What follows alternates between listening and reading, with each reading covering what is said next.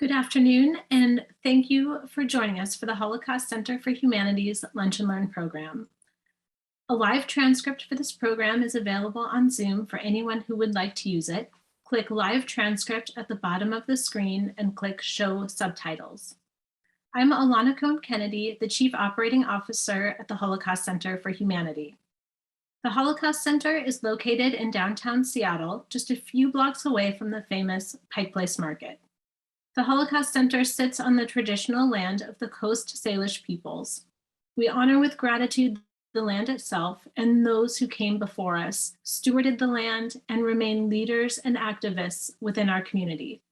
You can learn more about the history of the land on which you live and the Indigenous people who lived there before you at native-land-.ca.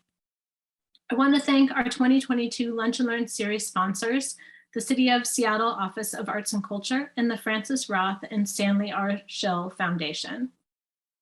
Our news feeds and homes are filled with harrowing stories and photos from Ukraine. It's hard to reconcile my safe, warm home with the instability and terror that is occurring on the other side of the world. As the stories pour in, I have a feeling of helplessness. It's a feeling that makes me want to turn it all off, to walk away from it.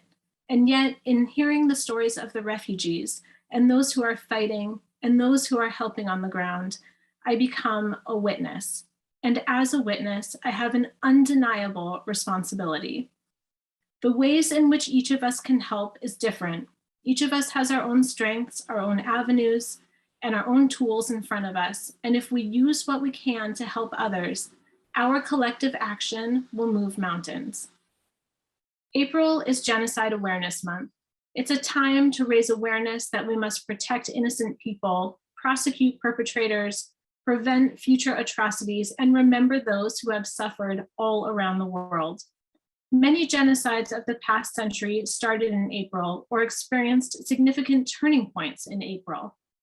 For this reason, we take this month to remember and to educate. Today's program is the third in our series, Understanding and Disrupting Genocide. We are so pleased to have with us today Andrea Gittleman, who is taking the place of Naomi Kohler, who had a last-minute conflict. Andrea Gittleman is a senior program manager for the Simon-Skjodt Center for the Prevention of Genocide, where she focuses on policy outreach, justice and accountability efforts for mass atrocities, and leads the center's work on Burma, Myanmar.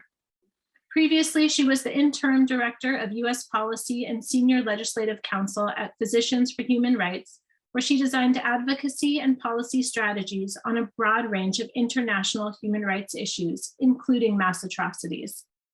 Andrea has worked with the New York University Immigrant Rights Clinic, Legal Momentum, the New York Civil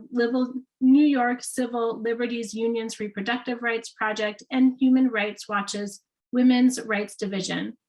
Prior to attending law school, she served as a Peace Corps volunteer in Mauritania, where she managed gender and development programs. Andrea is joining us today from Washington, D.C., where she lives with her family. She will take questions at the end of the program. Please use the Q&A feature at the bottom of your screen to type in questions at any time. Thank you so much, Andrea, for being with us today, and I'll turn it over to you. Hi, thank you, Alana, for that kind introduction. And thank you to the organizers of this series. Thank you to everyone who's joined us here today. It's a pleasure and an honor for me to be able to speak with you. My name is Andrea Gittleman. I work at the Simon-Skjodt Center for the Prevention of Genocide at the U.S. Holocaust Memorial Museum. I'm going to share my screen just to show you some photos.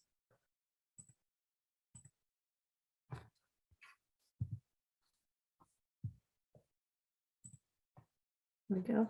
So I know a lot of you are familiar with the U.S. Holocaust Memorial Museum in Washington, D.C. And this, of course, we were established as a memorial to the victims and survivors of the Holocaust. But part of that work is making sure that we put into place this goal of preventing atrocities from happening in the future. So the Simon-Skjodt Center for the Prevention of Genocide, which is a part of the museum, teaches that the Holocaust was preventable and that by heeding warning signs and taking early action, individuals and governments can save lives. So with this knowledge, our center works to do for the victims of genocide today what the world failed to do for the Jews of Europe in the 1930s and 40s. So this is where we came from, and this is the motivation that guides our work today. So we'll talk a little bit more about the work of our center, and over the next couple of minutes, I'm just going to highlight a few different areas of the world in which we work. Sadly, there is no shortage of communities around the world who are at risk of genocide and mass atrocities. And I will just speak about a few of these cases. I know that everyone who's joining here today is joining because you care about preventing mass atrocities in the future. And so I'll just talk briefly about that. And then I really look forward to having a discussion with you at the end of the program. So our mandate is to alert the United States national conscience, to influence policymakers and stimulate worldwide action to prevent and work to halt acts of genocide, related crimes against humanity, and advance justice and accountability. So speaking about this work, I like to think of it as broken into three main areas of work. One is early warning. I don't think you can work on genocide prevention without trying to see where we should be focusing our attention. We know that when genocide happens, it doesn't materialize out of the ether. It doesn't come up by surprise. There are always warning signs, and we know what they are because sadly we have a number of historical cases to inform that. There's a large body of research that looks into what early warning signs might be. And we put some of this into practice in the museum's early warning project as a partnership with Dartmouth College. We publish an annual risk assessment looking at the likelihood of, or the forecast risk of, a mass killing in countries all over the world. And what you're seeing here is a heat map from our latest statistical risk assessment. Again, this just looks at areas where there might be a future mass killing. Again, no shortage of places that are at risk of these crimes happening. The way that we use this information is to try to focus policy attention on context where right now there might not be a lot of attention in terms of crises, in terms of civilians who might be at risk, but where we fear that the ingredients are there. So we need to really focus on what we can do to help disrupt genocide, as Alana said in her opening remarks, how to interrupt the process and hopefully prevent those crimes from happening. We also have deep dive country cases. So we look at particular places where we think additional analysis or public attention or government's attention could be useful. We've done this recently in cases like Cote d'Ivoire, in Mali, in Bangladesh, places where we fear that there are the warning signs of mass atrocities, but are not getting the full government attention that some other places where perhaps atrocities are already ongoing. So here, I'll talk a bit about our work on ongoing atrocities, and I'll explain more when we talk about specific cases. But what you see here are some women in Iraq. This was in northern Iraq in Nineveh Plains, where we spoke with people who had experienced horrible atrocities when ISIS took over in 2014. Minority groups were attacked because of who they are and because of ISIS's, of course, extreme ideology. So we focus on places where there are ongoing, large-scale, group-targeted, identity-based persecution rising to the level of genocide and or related crimes against humanity. So we often try to narrow our focus to look at places where people are being attacked precisely because of who they are, where people are facing discrimination, for the persecution, and where the atrocities are so vast, are so significant, so widespread that it might meet the definitions of genocide or crimes against humanity. We also focus on international justice mechanisms, so ways to promote justice and accountability for crimes against humanity and for genocide.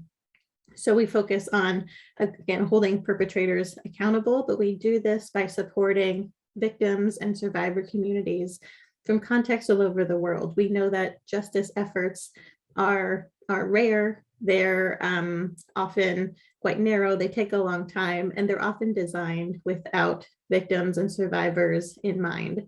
So what we try to do is work with survivors from places like South Sudan, for example, or from Burma or from Iraq, to help them have the resources and the connections to make sure that their voices are heard, that they can help push forward their path to justice and accountability, and can really be leaders in that process. So now I'll speak a little bit about some areas in which we work. This is just a small sampling of the kind of work that we do, and I'd be happy to speak in more detail about these cases or others in the time we have for discussion. So what you're looking at here for this slide, I'll talk a bit about Burma. What you see are some men who are in Sittwe, the capital of Rakhine State in Western Burma. They're actually in a building behind some fencing. I spoke with these individuals back in early 2015, about 7 years ago. They had been forced from their homes by communal violence in 2012. They were in internally displaced persons camps, cordoned off from their neighbors after violent attacks upon them. The Rohingya are a religious minority group, so they're Muslims in a majority Buddhist country. They're also a minority ethnicity. And for years, they had faced discrimination and persecution, again, based on who they are. They went from belonging in the country and being seen as citizens, as fellow community members, to being outsiders, to being foreigners. Little by little, they're kind of driven from places of power, and their rights were whittled away until in 2017, they became victims of genocide. So the museum has actually determined that there's compelling evidence that genocide had been committed against the Rohingya community, and then Secretary of State Blinken came to the museum just a few weeks ago to announce the US government's determination of the same. And we welcome that determination, but really had been several years where the Rohingya community had faced significant violence and continue to face risks today. In Burma, some of you may know, there was a coup in February 2021, just over a year ago. So the military, who had committed atrocities against the Rohingya population, killing thousands and forcing close to 1 million to flee to Bangladesh, those individuals, that military is now running the entire country. So civilians across Burma are at risk today. Our center, the Simon-Skjodt Center, is focusing on future risks to groups. So what risks do the Rohingya face?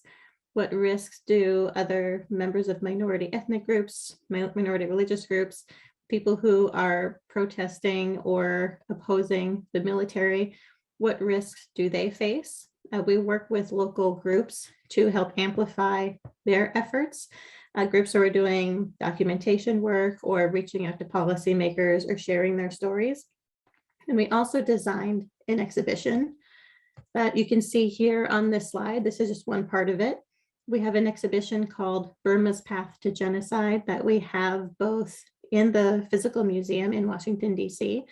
It's also available online. I'm happy to share that if anyone is interested. We tell the story of Rohingya villagers from Maung Nu, which is one village in northern Rakhine State in the western part of Burma.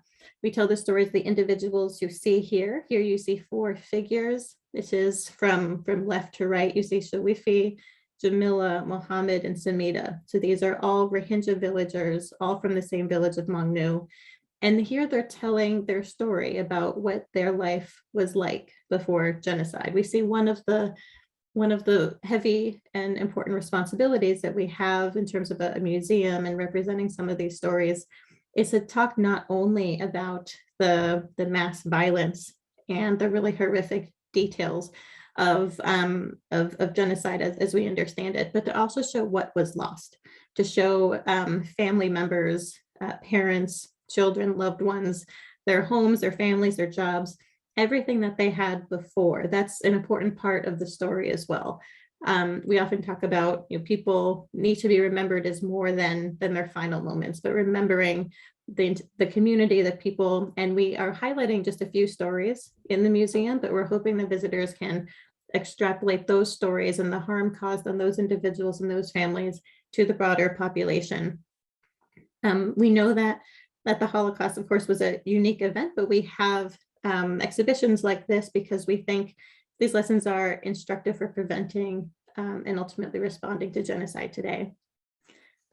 I think the Rohingya genocide perhaps is instructive, and that's why I wanted to highlight this exhibition, because it's one recent example of the world's failure to prevent genocide. I think when we have a determination like what the museum has made or what Secretary Blinken has made, that is a solemn and extremely distressing moment, because it means that we have all failed. And so an exhibition like this is an opportunity to allow visitors to consider the urgency of genocide prevention today. So I think we also wanted to guard against genocide denial. This is an issue, of course, with the Holocaust, but with many genocides since. And in Burma today, the different government officials, and even ones who are not part of the military, not aligned or supportive of the military, have questioned what have happened against the Rohingya. And having an exhibition like this is a way of setting a historical record and allowing people to hear directly from survivors. So this village was attacked on August 27th, 2017. There are horrific stories that the survivors have shared. This exhibit tells what was lost, what happened before, what happened on that one day, and what is happening now to these individuals who today are all living in extremely crowded and unsafe refugee camps in Bangladesh. I'll speak a little bit about Syria. What you see here is an image from the museum where we had an exhibit focused on Syria, specifically crimes that take place in detention. This image, there's a pretty violent image of someone. And then in the foreground, you see a man in a blue windbreaker looking at this image in the museum. What you see here, this man is named Caesar. Caesar was a government worker in Syria who worked for military intelligence. And his job was to photograph people who had been tortured and killed in Syria's detention centers. He collected tens of thousands of images as part of his job and wanted to tell the world about what was happening. He smuggled those images out to great risk to himself and his family. He came out of the country and has shared that information with prosecutors who are using it to hold some perpetrators accountable. Also shared it with us at the museum so that we could create an exhibit and help show the world what was happening. It's also allowed family members, people who did not know what happened to their loved ones, try to find their loved ones in those images. It's I think extreme, thinking about the time frame of the Syrian crisis. The Syrian uprising started in March 2011, so over 11 years ago, and it has, it's often said to have cost the lives of about 500,000 people, but official casualty estimates stopped several years ago. The scale became so great that people began to stop counting. So that number, sadly, is probably much higher. The crisis in Syria involves numerous mass atrocities, including crimes against humanity, the majority of which have been perpetrated by the Syrian government. Civilians across Syria have been targeted by multiple actors in Syria, so Syrian government forces, but also militia loyal to that government, and they receive significant military and political support from Russia and from Iran. Syrian and Russian forces have both attacked civilian inhabited areas with indiscriminate aerial bombardments. And this is something that we're seeing today in Ukraine. And the partners who I've worked with in Syria tell me, this is what has been happening to us for the past decade, really since 2015 when Russia became involved. There's a sense of frustration, I think, but also a sense of connection to victims in Ukraine to know that they have seen these tactics before. The frustration, I think, comes from knowing that Russia and Syria were not held accountable for those crimes and have been allowed to continue to attack other people. Something that the museum is focusing on is the issue of enforced disappearance, which is a tactic that the Syrian government does, disappearing people, committing crimes in detention. And this is something that has exacted enormous trauma, not only on the people who are detained, but on their loved ones who don't know what has happened to their family members. So we at the museum, what we try to do is educate the public about the seriousness of the crimes that are happening in Syria. We had this exhibition, you see part of this here. We tell the story of a man, Mansour Omari, who was detained with 82 other individuals, who painstakingly documented the names of all those in detention with him, using rust and blood and pieces of cloth that he sewed into his jacket. He wanted to tell the world about what was happening because these crimes are happening in secret. We wanted to make sure that this is something the world knows about, because when crimes are happening in detention, it's hard to know the truth. It's hard to know what's happening. Even as we discuss here today, there are still thousands of people in detention in Syria. So we focus on that. We also focus on building a movement of organizations and individuals pressing for policy change. There are a number of sanctions, for example, promoting a US policy towards Syria that takes into account the seriousness of the crimes being committed. And I think this is sadly an ongoing part of our work. 11 years in, these crimes are continuing. I'll speak a little bit about South Sudan, and the image you see here, you see civilians in South Sudan. They're fleeing with their belongings towards Uganda. Just in terms of background, South Sudan is the world's youngest country. There are 11 million people, over 60 ethnic groups. And pretty much after its independence from Sudan, in 2011, a civil war erupted in 2013, and close to 500,000 people have died. Millions have been displaced. This has created the largest refugee crisis in Africa. There's peace deals, but mass atrocities continue. Civilians continue to be attacked, and they continue to be at serious risk of future mass atrocities. So with our work here, what we try to do is focus on what might happen that could cause the situation to even deteriorate more. So the status quo, with civilians continuing to be attacked by different armed actors kind of jockeying for political power, that already is unsustainable and should be the focus of a strong approach to mitigate the harm against civilians. But we also see some potential triggers down the road with an election and with other items in the coming months and over the course of the year, where we fear that attacks against civilians could continue to increase.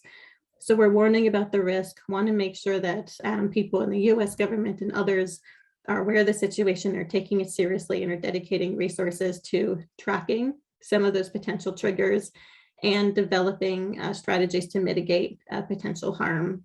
We also work with local groups to come together to organize justice efforts. As I mentioned earlier, often victims and survivors are not centered in some of these international justice or other justice processes and justice, court cases or transitional justice efforts. They often take a long time. They sometimes take place far from where the crimes were committed.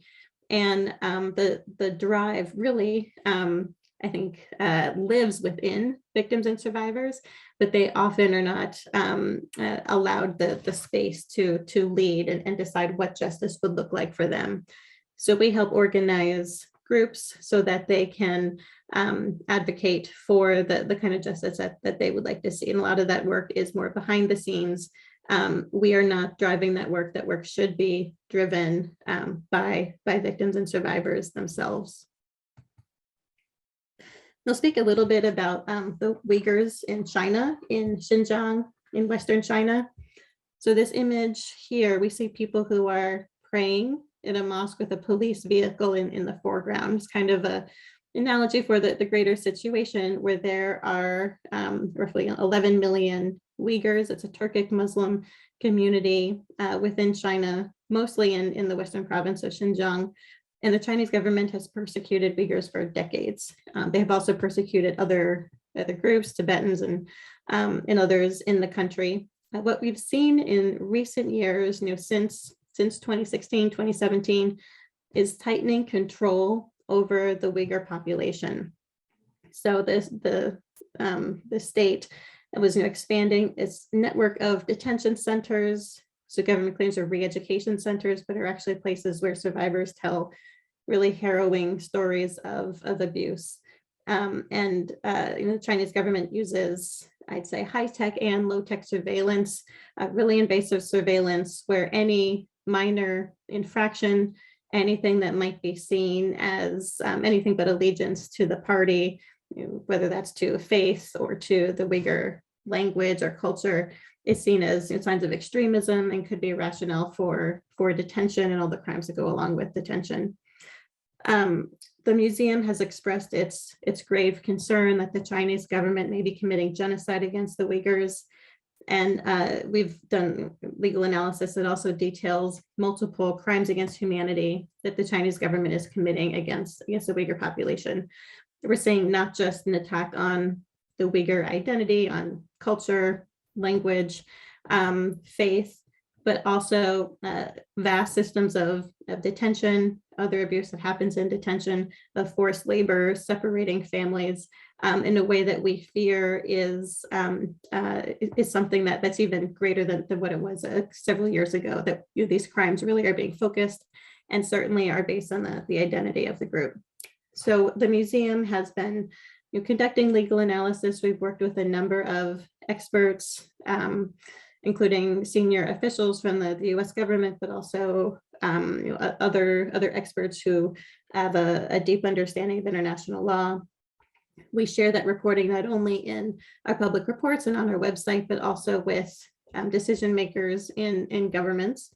We have public events to make sure that the world is also knowing what is happening here. We're seeing crimes, not necessarily mass killings of Uyghurs, but we are seeing crimes on a wide scale. And that's a bit different from some of the other cases that we're working on. So we're hoping that we prompt attention and outrage, even though the crimes being committed are a bit different than what we're seeing in other places. We share this analysis with policymakers because we want to make sure that the plight of the Uyghur people is taken into account when, for example, we're thinking about broader US-China policy. So I'll just speak a bit about challenges and bright spots, and then I'd be really interested in having a discussion and hearing from some of you. I think when we talk about genocide, crimes against humanity, mass atrocities, it's extremely difficult subject matter, and we're dealing with the worst things that human beings can do to one another. So I think it's extremely frustrating, especially for an institution focused on the Holocaust, that 80 years since we have seen repeated prevention failures. The mantra of never again is used so much, and it's devastating every time when we see another group that is under attack. So that's, I'd say, a serious challenge. I'm sure all of you have thought about this. I know our colleagues, the Holocaust Center, I'm sure have share this frustration as well. There's also, for us, sometimes a difficulty in prioritizing atrocity prevention. When we think about policymakers, whether it's in the US government or elsewhere, and there are so many crises around the world, it's sometimes difficult to encourage focused, serious attention on a situation where there are no mass atrocities now, where there are perhaps early warning signs, but where a country perhaps that's not in the headlines today. Yet when atrocities happen, we always say, oh, why wasn't this prevented? And so we try to encourage more of an upstream look, but we're fighting heavy tides, I think, in terms of encouraging a serious discussion before mass atrocities are actually happening. There are also significant hardships for victims and survivors. It's an understatement to talk about the trauma that victims, survivors experience. This trauma is deep, it's lasting, it's intergenerational. And the people we work with have been through so much. They might not feel adequately supported. They sometimes feel a burden of representing their entire community. They might still be facing the long-term risk of mass atrocities. And yet they are, there's often best place to advocate for justice, for policy changes. I'd say that is an immense challenge. Victims and survivors often do not receive, and sometimes it's impossible to truly repair the harm that they have experienced. I'll speak a little bit about bright spots, because I think that's what keeps everyone who works on these issues going. I think everyone who's here is here because we know that we can make a difference. One small example would be the Elie Wiesel Genocide and Atrocities Prevention Act. This was the law of 2018. It came into force in 2019. And this focuses on an all-of-government approach within the US government on atrocity prevention. So the framework is there, and it's very helpful in addressing the second challenge I mentioned about prioritizing atrocity prevention. So making sure that this is a priority across the US government, and I think that is helpful thematically. I think we still need to track implementation and make sure that the tools given by Congress to the administration are being used effectively. But the architecture is there, the tools are there, the framework is there, and that is a bright spot because that wasn't always the case. And so I think that's a step forward. There's also significant country-specific legislation or policies. All of the countries I mentioned on there are dedicated people in government and education who are trying to prevent atrocities or trying to promote justice for crimes that have happened. For example, there's recently a law passed in Congress that would ban forced labor coming from the Uyghur region. So, when Uyghurs are, because of who they are, kind of brought into detention and brought into forced labor, that those products resulting from that forced labor will not be brought into the United States. So that's significant. And those kinds of laws and policies are things that could be replicated elsewhere. There are also, in Burma, for example, sanctions on senior military officials. There are support for international investigative mechanisms and support for civil society who are documenting crimes that are happening. And there are Rohingya leaders who are bringing cases, for example, in Argentina and other places to hold perpetrators of genocide to account. And finally, I think what keeps any of us going is the feedback from survivor communities. We had, after Secretary Blinken, as I mentioned, came to the Holocaust Museum and announced the US government's determination that the military in Burma had committed genocide against the Rohingya, we had a panel of Rohingya leaders explain their response and their reaction to that announcement. And I think the overall sentiment from Rohingya leaders was that it was welcome.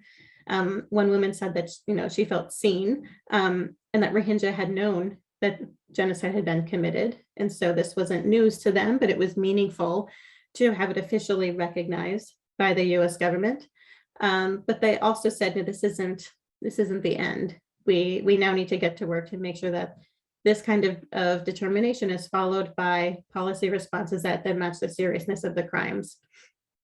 We've also had, I would say, warm and welcome reactions to exhibitions, like the photo I showed earlier of Burma's Path to Genocide and to our Syria exhibition. We have shared this with communities who are affected. We've done, for example, Facebook Live videos in Burmese and in the Rohingya language to make sure that people in the communities that are featured here are able to see the exhibit, able to learn from it and share it with others. So we've done a number of trainings, including for the refugee community of Rohingya who are living in Bangladesh. And I think the feedback from them is that the work that we do, not we, the Holocaust Museum, but everyone in this field, people who are working to prevent mass atrocities today, that work is welcome, it's necessary, it's seen, and it's appreciated by the survivors and the communities who continue to be at risk today.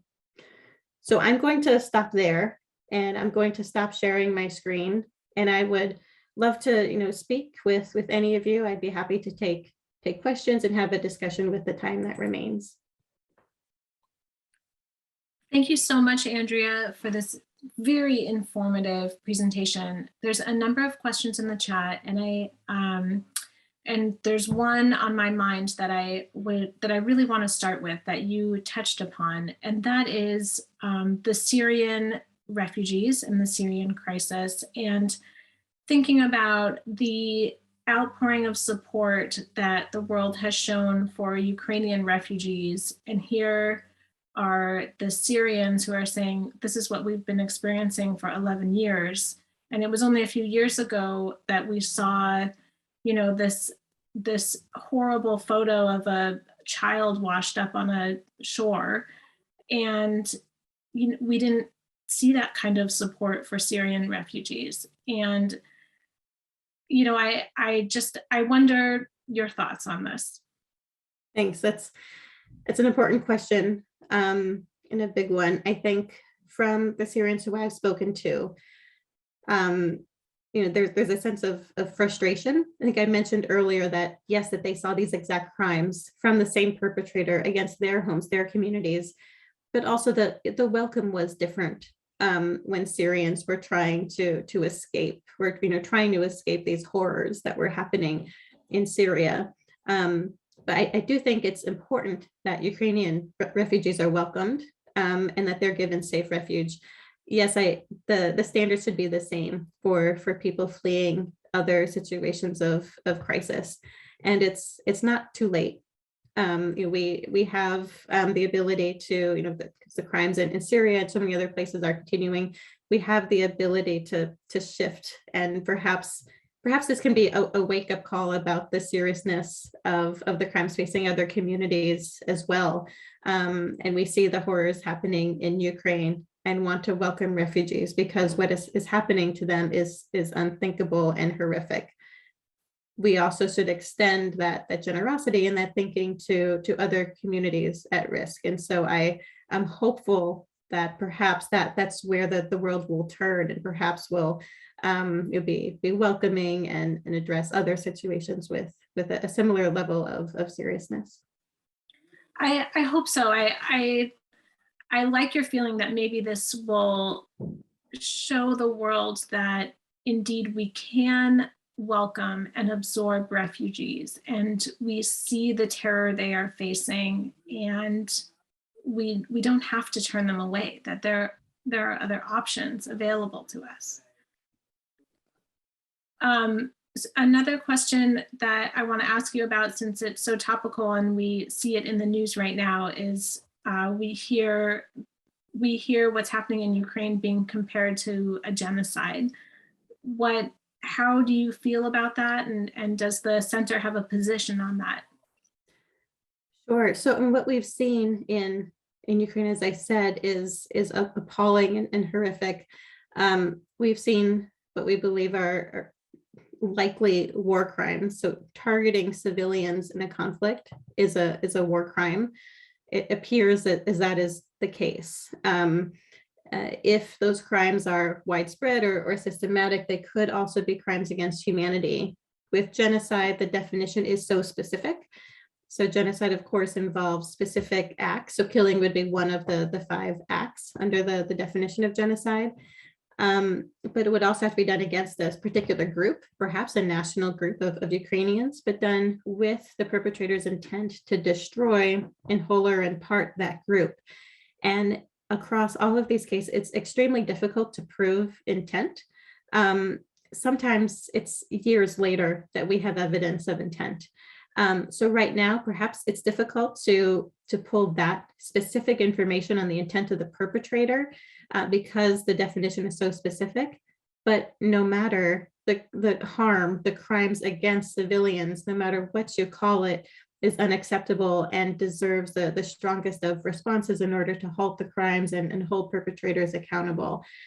So I don't think allegations of genocide is something that we should ignore. That's something to take extremely seriously, and it requires ongoing vigilance and attention to, yes, look at that specific intent to meet the definition of the crime, but also no matter what, these crimes, these war crimes or crimes against humanity have to be taken seriously. Thank you. Yeah, thank you, Andrea. There's another great question here that comes from Amanda, and she asks, in looking at the heat map that you showed us towards the beginning, can you tell us a little bit more about how the data is gathered and how frequently the map is updated? What are the sources and factors that you look at to determine which countries are most at risk? Sure, that's a great question. So all of this is available at earlywarningproject.org. But in terms of the heat map, so our statistical risk assessment, we do it every year, and it looks at the next 2 years. So the likelihood of a mass killing in the 2 years that follow. We only use publicly available data, which is different from some early warning systems used throughout the US government, for example. We don't have access to confidential information, so all of the data we use is publicly available. We use different data sets that are all listed on the website. So you can see where we get data from the different databases. We look at points, for example, on the history of mass atrocity, whether there's an armed conflict going on, whether there's how minorities in the country have been treated, what kind of government structure there is, if there's a democracy, if there's freedom of movement, looking at infant mortality. All of those data points are collected from studies of past cases and theories of why mass killings happen and what motivates some of those mass killings. So the history, the scholarship looking at why mass atrocities happen can feed into what those data points are. All that data is publicly available. If there's a country for which there is not publicly available information, it's not included in the ranking. So for example, for North Korea, there's insufficient publicly available information, it's not included. But for 162 countries, so for the vast majority of the world, there's available information. And it's all open, it's all transparent, all very accessible. So anyone can look at that heat map, look at the rankings, and see why a country is ranked in the position that it is. And this tool, the ranking, the heat map, it's not a tool in itself. It's rather the start of a conversation.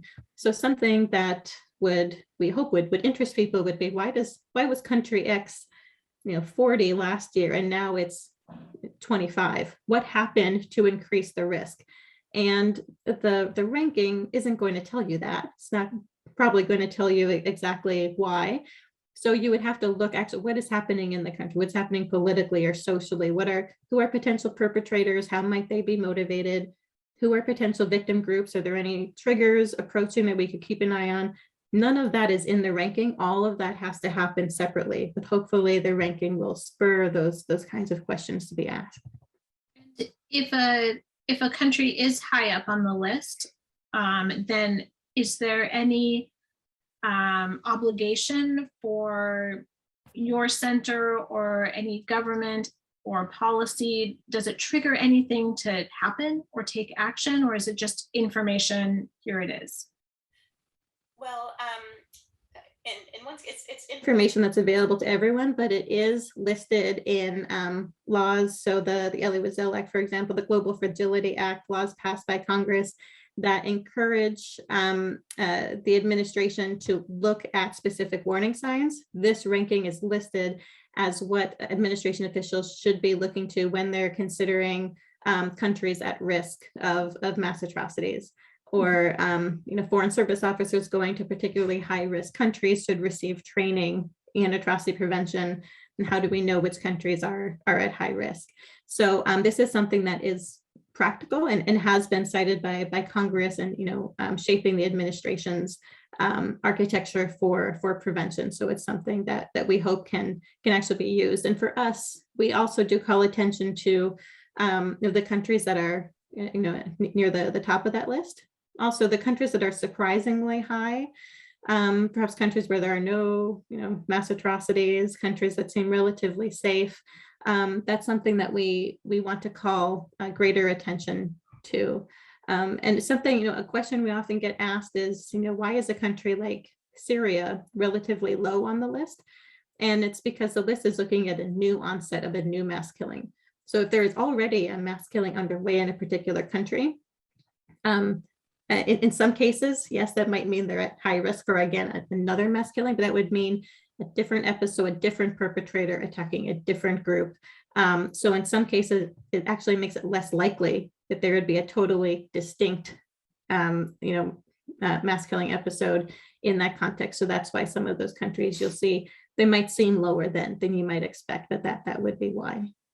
So you kind of have to dig into it a little bit. You can't just take the list as sort of a surface.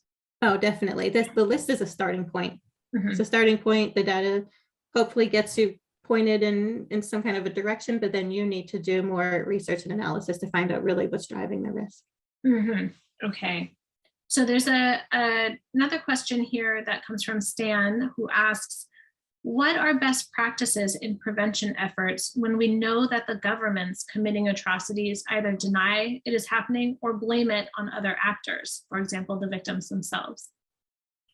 So there's a number of tools available to governments, and some will work better in some contexts than others. So it's hard to say what a best practice would be, but there is a toolbox of different approaches. It could include diplomatic pressure. It could include specific sanctions. It could include investigations, different laws. For example, like I mentioned, the Uyghur forced labor law, so not allowing products made with forced labor of Uyghurs to enter the United States. That might change the use of forced labor in that part of China.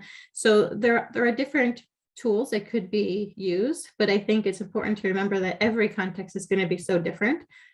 Some leaders might be more susceptible to sanctions, for example. Some others, some perpetrators like ISIS is motivated by ideology, and probably sanctions is not going to have the impact that it might on a different perpetrator. So each context needs to be analyzed on its own, but there are multiple tools available, but the likelihood of success for each one would be really context dependent. So a number of people are asking about the map. So I'm gonna add the link to the chat here so that hopefully people can check this out and see it for themselves at the Early Warning Project.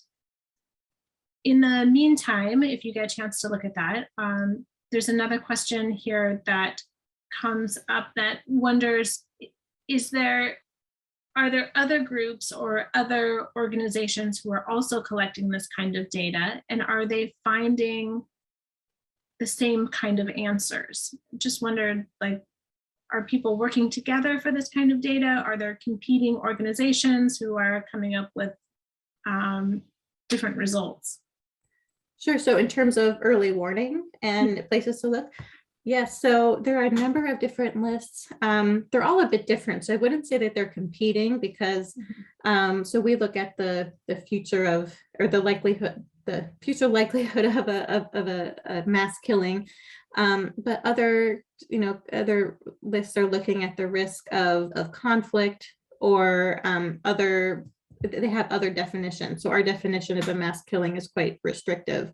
You might want to look at Council for Foreign Relations. They often have a yearly outlook for the 10 places to watch in terms of conflict that would impact civilians. So that's one. There are a number of lists developed by governments, but those lists are private. But so ours is a bit different. So there's Early Warning Project, that's ours in partnership with Dartmouth College. But you might get, again, Council on Foreign Relations, they have their list of their state of the world. So that, I think that's interesting to look at as well. So Andrea, Marcy asks, as we're talking about genocide, can you also discuss cultural genocide? And she said, this obviously intersects with physical genocide, mass murder, and is also incredibly destructive as an atrocity. Definitely. So I think, the legal definition of genocide, and also our cultural kind of understanding of what genocide is from past cases, often focuses on physical destruction or biological destruction of the group. but you're right. There are, there are attacks on groups that really, attack what makes the group the group. So attacks on the identity that don't involve the physical or biological destruction. And for so long, that's what we were seeing with the Uyghurs, trying to destroy the Uyghur-ness of the population while allowing the population then to exist. And a lot of groups, had termed that to be cultural genocide. And it's it doesn't have a legal definition. So, but I understand the thinking behind it and the reason why that view is it's important to capture in some way. And that seems like the best phrase to use to describe it, even though that isn't actually included in the definition. For the Uyghurs, what we're seeing is not only the cultural aspects, trying to allow the group to continue if they could shed their identity of being Uyghur, but we are seeing restrictions on birth rates, for example, forced sterilization of people, and forcible separation of the sexes through forced labor. That is is reducing the number of Uyghurs that will be born in the future. And so that's also a bit different, but again, that kind of comes back to the biological destruction of the group again. But I certainly echo the person who asked the question that attacking the identity and all those characteristics that make a people is also extremely harmful. The law just hasn't quite caught up yet. So there have been a number of questions, and I kind of on the same theme, and I think Carl here sums it up pretty well. And he writes, for the most part, the person in the street tries to help through donations, education, and communication with elected representatives. And this often feels ineffective, even though it can make a difference. What else can we do? I think I wouldn't underestimate the role that we can play in speaking to our public officials. I think just working in Washington and doing this for part of my job, that people are very responsive to constituents of voices. I think engaging, maybe amplifying those voices. So instead of only calling your elected officials, which is important, also talking to newspapers and writing op-eds or letters to the editor and reaching a wider audience, an audience seen not only by policymakers but by a number of others who will then reach out to their officials. I think that is extremely important. I think things like kind of questioning what we see. So I think sharing information, showing outrage about what is happening in Ukraine is so important. I think we can remember to pair that with, I wonder what's happening in Syria today. I wonder what's happening in South Sudan today. I haven't seen that in the newspapers recently. And asking those questions, and maybe asking our faith leaders or professors or others to come in and speak, getting groups together to say, what about those crimes in Syria or in Burma or in other places? What is happening in Ethiopia? And I think making sure that we can be, critical when we think about how the information about the world is being presented, and what is it that we're missing. I think asking those kinds of questions can be really important, and then translating that into action. So I think talking about, welcoming Ukrainian refugees. We can also, write to elected officials to talk about your concerns about products that could be made in Xinjiang, saying that this, I don't want to support forced labor of people who, because they're Muslim and they're Uyghur, are being forced into labor in factories. I don't want to support that. And, that law was passed because people really cared about that. And I think that really makes a big difference. So I think taking that broader action, making it collective, I think we can see that it can be successful. Andrea, that's such good, a good way to think about how we really can affect change, even on a small scale, that it has this ripple effect. Is, in our last minute or so here, is there a message or a piece of advice that you would leave us with? I think I would just say that, when we think about these topics, It seems overwhelming, and it seems extremely heavy and traumatic.